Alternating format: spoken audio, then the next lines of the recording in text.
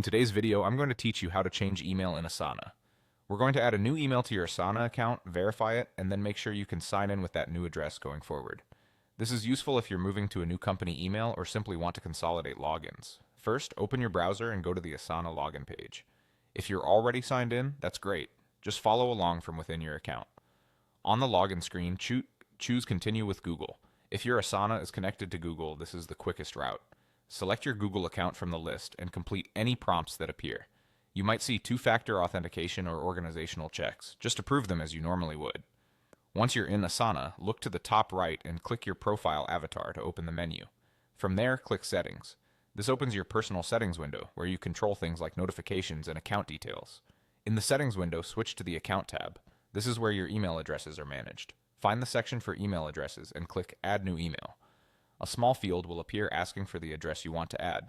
Type your new email address carefully. Double-check spelling and domain, especially if this is a work address, so the verification email reaches the right inbox. When you're sure it's correct, click Add. At this point, Asana may prompt you to re-verify your identity for security. Follow the prompt, then go to the inbox of the new email you just entered.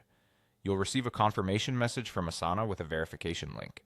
If you don't see it within a few minutes, check your spam or promotions folder and make sure your email filters aren't blocking automated messages. Open the email and click the verification link to confirm the new address. After you've verified, return to Asana's settings on the Account tab. You should now see the new email listed as verified. If you're confident you no longer need the old email on this account, you can remove it here. From now on, you'll sign in with the new address. If you use Google to sign in, be sure that your Google account reflects the new email or that you choose the new address when prompted. That's it. You've successfully changed your email in Asana by adding and verifying a new address, then removing the old one. Keep your verification email for your records, and remember to update any password managers or SSO settings so your future login